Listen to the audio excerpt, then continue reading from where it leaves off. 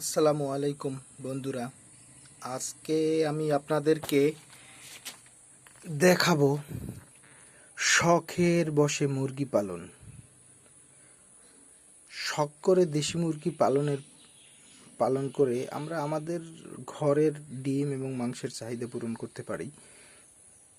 এই লক্ষ্যে আমি নিজের শখ পূরণের জন্য মুরগি পালন করেছি।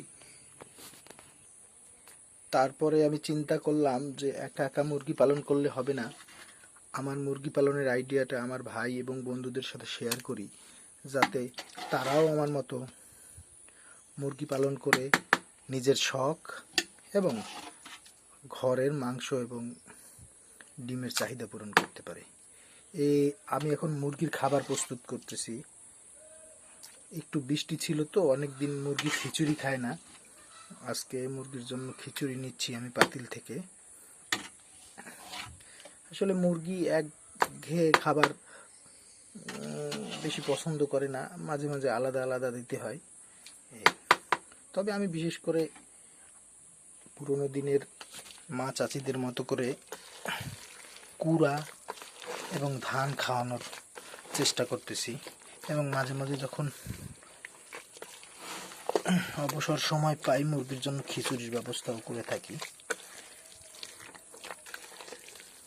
খিচুড়ি মানে গোশ, ডিম এসব লাগবে, হ্যাঁ এইটা না, মুরগির খিচুড়ি সম্পূর্ণ ব্যতিক্রমধর্মী। আমি মুরগির খিচুড়ির জন্য ডাল, হলুদ আর আমাদের পরিবেশে আশেপাশে যে কচু পাওয়া যায়, কচু যেগুলো বন জঙ্গলে আবর্জনার মতো পড়ে থাকে, সেই কচু এবং কিছু চাল দিয়ে ভালোভাবে সিদ্ধ করার পরে একটু সাথে লবণ দিবেন, কারণ মুরগিরও তো আয়োডিনের অভাব আছে। আয়োডিনের অভাব পূরণের জন্য এভাবে খিচুড়ি বানিয়ে সপ্তাহে 1-2 দিন খাওয়াবেন, তাতে আপনার খাবারের খরচটাও কমবে এবং মুরগির জন্য ভালো হবে। আমার মুরগিগুলো খুবই বুদ্ধিমান, সে আমার পায়ের আওয়াজ বুঝতে পারে। দেখেন আমি আসবো, তাই তারা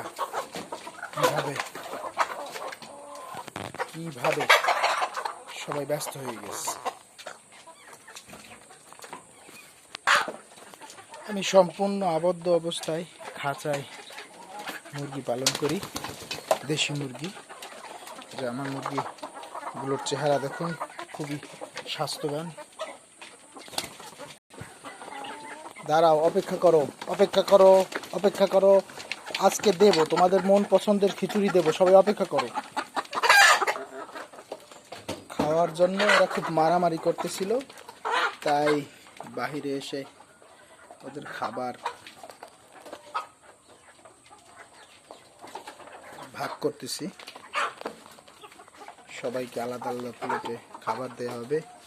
এরা আছে খুব মারমুখী ভূমিকায়, খাওয়ার জন্য খুবই ক্ষুধা পাইছে।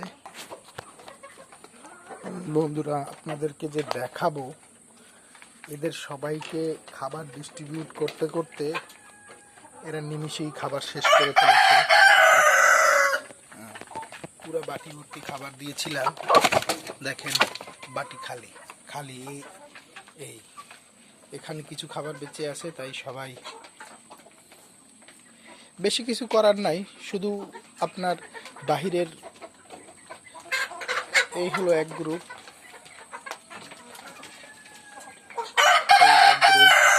এই হচ্ছে আমাদের রাজা, আর রাজার অন্য অংশীদারেরা এখনো রাজবন্দি আছে। কারণ এরা সবাই যদি একসাথে উন্মুক্তভাবে থাকে, তাহলে একে অপরের সাথে মারামারি করে। আলহামদুলিল্লাহ, বিনা মেডিসিনে মুরগিগুলো সুস্থ আছে, এটি আল্লাহর কাছে শুকরিয়া।